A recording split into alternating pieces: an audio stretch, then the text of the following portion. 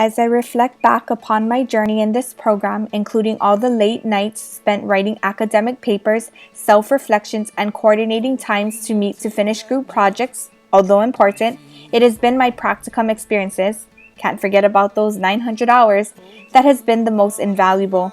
I have learned various evidence-based practice techniques that I was able to apply when working with the different populations throughout my practicum experiences, as well as demonstrate theoretical knowledge through its application. My journey with Hospice of Hilo and Life Care Center of Hilo has been extremely challenging but rewarding nonetheless. Both required me to step outside of my comfort zone and critically analyze and evaluate various ethical situations, as well as transition from one practicum instructor to another, both of whom had very different pedagogy styles appearing to stem from cultural differences. Ultimately, these challenges facilitated my personal and professional growth of recognizing how our cultural values, beliefs, and experiences impact the frameworks from which we practice.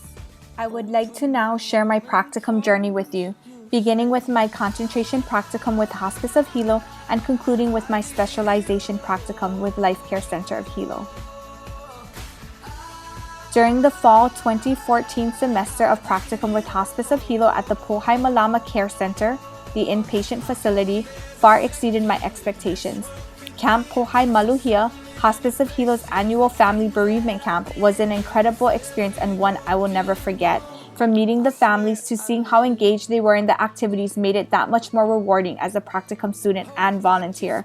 Furthermore, seeing the children and family come together and bond with one another over a common theme of grief and loss was a truly remarkable experience.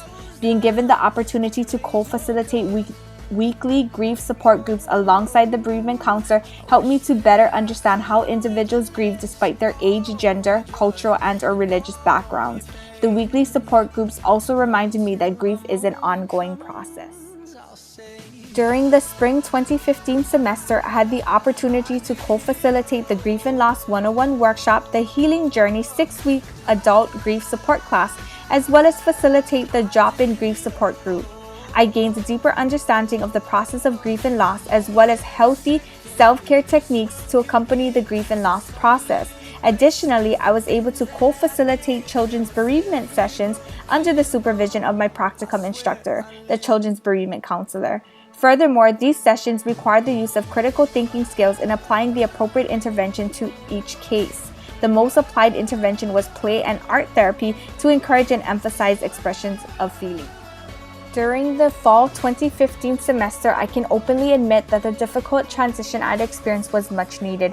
Daily ethical situations and those that called for effective interventions pushed me out of my comfort zone and created a feeling of uncomfortableness, something my practicum instructor stated I needed for growth.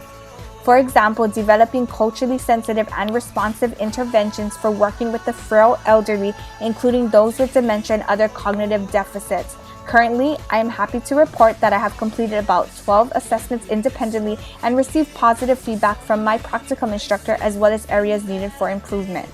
During Life Care Center of Hilo's Community Health Fair, I assisted the social workers with administering a memory check to a local community member, a free community service provided by Life Care Center of Hilo's Social Services Department.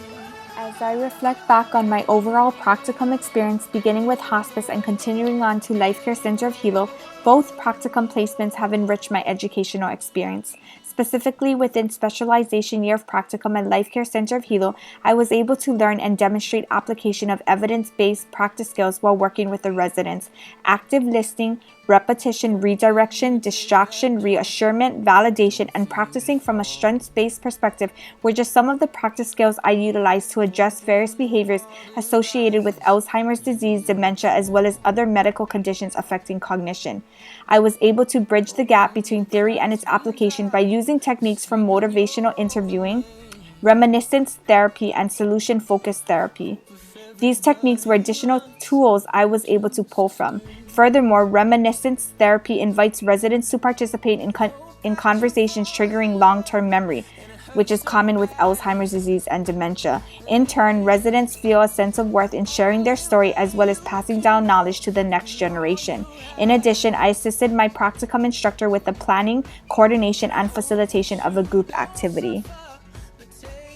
In sum, the behavioral mental health specialization is of special interest to me as I plan to obtain clinical licensure and work with the aging population, specifically with individuals diagnosed with Alzheimer's disease, dementia, as well as other medical conditions that impair cognition.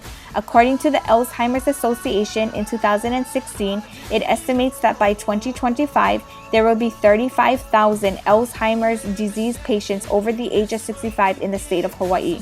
Moreover, those with Alzheimer's disease may experience irritability, anxiety, or depression earlier in the disease, and agitation, sleep disturbances, delusions, and hallucinations later on in the disease.